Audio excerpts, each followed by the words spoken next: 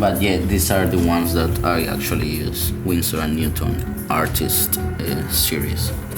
Really, really cool. Really pure. And this is my palette at the moment.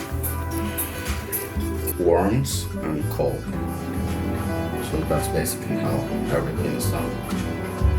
Yeah.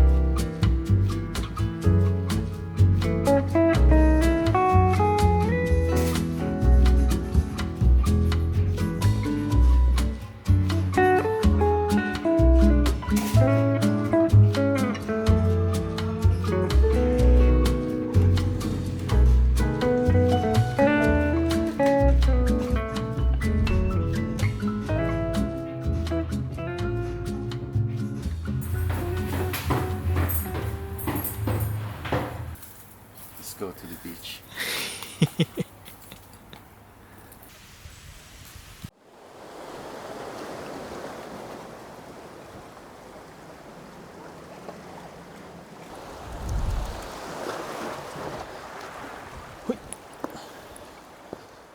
Guys, today I'm out at the beach, as you can probably tell, and I'm taking a little bit of time just to appreciate, you know, the nature, the beauty of this place. I come into the city beaches to have a chat, a consultation with a potential client, and we're just figuring things out, talking a lot, getting to know each other better, and that's one aspect of this freelance business that is crucial to making any business successful. As a freelancer, you create your own time schedule, and I think it is highly important to give yourself a moment of break. If you're in the city and you're filming some stuff, enjoy the city for a bit. Don't think about just work, and really try to soak in those in-between moments. They're very important. I don't have enough time to create half days, full days off. I'm very busy at this current schedule, but I do have time to really just sit down and, or in this case, stand and enjoy this ocean, just where I'm at right now, because it's freaking beautiful. Oh, amazing.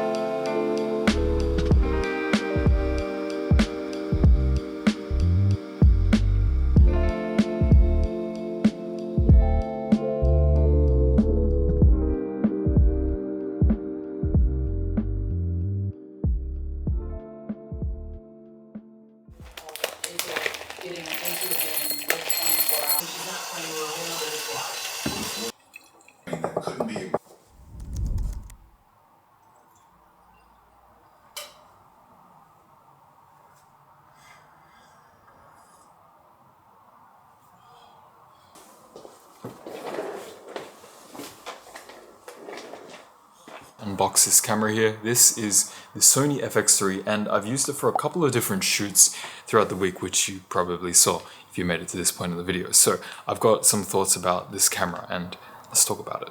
You see, I've always been shooting with hybrid cameras, and when it came to photography, I had a camera that could do both photography and videos. And it's always been like that. Even this A7C II that I'm shooting on right now, honestly, I think it does a great job at both, but because it has the capability to do both, it's almost a little bit overwhelming. With these capable cameras, I've always had this internal struggle because if I'm taking a video or something, I can just flip a switch and then shoot photos of it as well. But by doing that, you're also having to change the settings of your camera.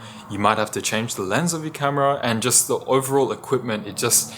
You end up bringing a lot of stuff while you go out. And after using my cameras for a while, I've slowly realized that I like to have dedicated cameras for specific things.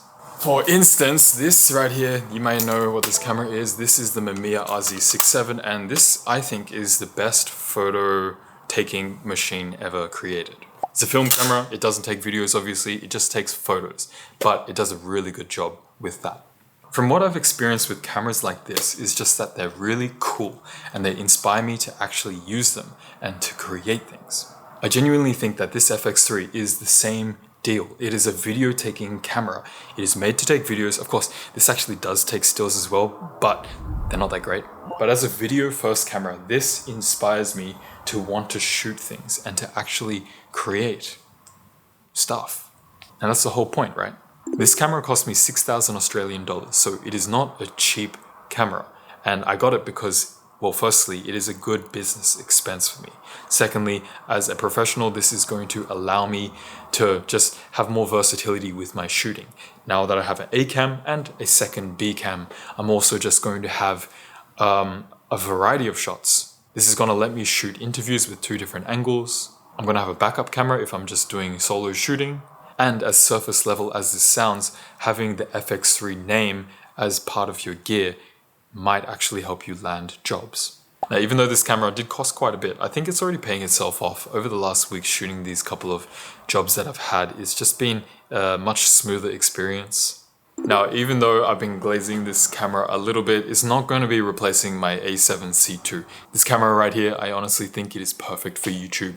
It is small, compact, it looks great, it looks less intimidating than the FX3. And if I don't know, if I'm just messing around and I break my camera, it's still expensive, but it's not as expensive as that. So just having that in mind while shooting, I'm going to be less like careful. I'll just be filming the moment. That's all I'm trying to do with these YouTube videos. Just trying to be as raw as possible, capture the moment with the least amount of gear as possible. And this setup that I have right here, it's perfect. Have you guys seen the Sony FX2? It looks like a really weird camera. I don't know if I like it.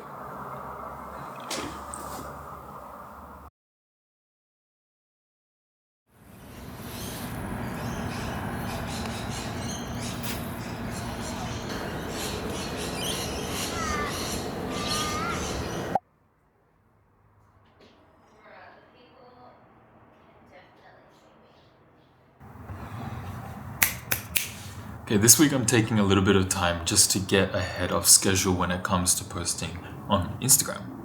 I honestly think YouTube is my main platform when it comes to social media, but then underneath that, of course, we have Instagram, and I spent quite a bit of time growing a community there as well. Of course, it is, again, different to YouTube because the video style, the editing style, how I approach content in general is just, they're 2 different elements, they're 2 different beasts. But of course, short form content is very important these days, and if I want to continue growing my audience, I need to spend some time there. So what I like to do is batch create content.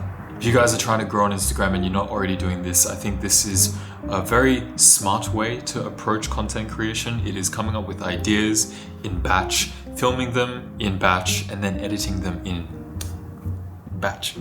Now for Instagram, what I like to do is create a variety of content. I don't want to be really boring and create the same stuff over and over again. So I integrate a mixture of lifestyle things, fashion things, tech, of course, talking about content creation. And I think that amalgamation of things is enough variety for me to create maybe 5 or 6 different videos in one day and then post those throughout the week. So yeah, this is what I did today. I'm at my sister's place here. It's got great lighting throughout the day, so I wanted to utilize that. I filmed a reel about how I create these on-screen text effects with Procreate. I filmed a reel about one of my puffer jackets and where I got it and why I like it. I also made a video about my laptop right here, which I've had for a couple of weeks now, and I honestly really love it, so that's what I talked about. I like to gamify content creation, and when you think about it, there's 7 days a week, and if you wanted to post daily, you only have to create 7 pieces of content. Now, not every piece has to be a 10 out of 10 banger. Some can be just very average, and I think it's just important to stay consistent with it. So a mixture of higher quality reels with lower quality, not lower quality, just less effort, and also posts and other random miscellaneous things just to build that world for your social media is really important. This is what I do, and yeah, it's just the start of the week, so I'm just prepping for the rest of this week's posts by making it. This week's weather has just been so good as well. Amazing.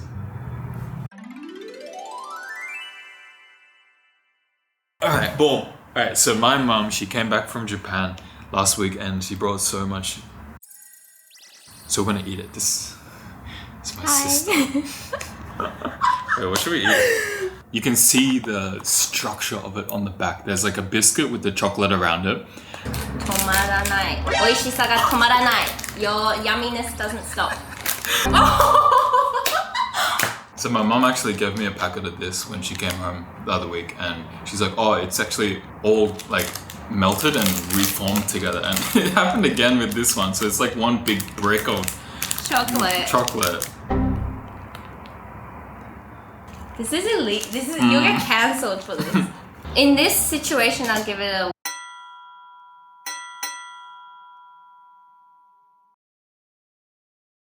1. I'm giving this a 1 out of 5. Normally, I'll give it a 4.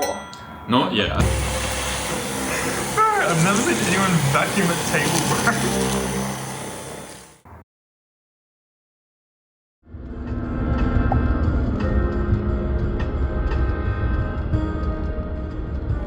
So yeah, I've been trying to work on harder boulders. In the gym that I go to, the red color is marking a climb of a certain difficulty, and I haven't been able to do it before, but today I actually did it for the first time. I remember last time I went, which was like a week ago, I tried to do it and like I thought it was possible, but it was a little bit tough. This one in particular, it doesn't really look like it, but it's really hard on your toes. Like you're pretty much putting your whole body weight on your big toe at one of the main cruxes of the puzzle. And yeah, like I actually did it, which I'm very proud of myself. It's something that I wanted to actually achieve, and albeit I do think that this is one of the easier like red color grades at this gym, but yeah, I mean I did it, so it's pretty cool. So I'm actually having a lot of fun with it, and I didn't really expect it to be one of those sports where I really get sucked into it and enjoy it, but I really have. So yeah, it's just been fun, and kind of documenting it like this, my progress. I'm not trying to be like the greatest, but I am trying to be better. So yeah, it'll be interesting to see like if I'm still climbing in a year's time, and if so, how much better I've gotten. So yeah, very interesting.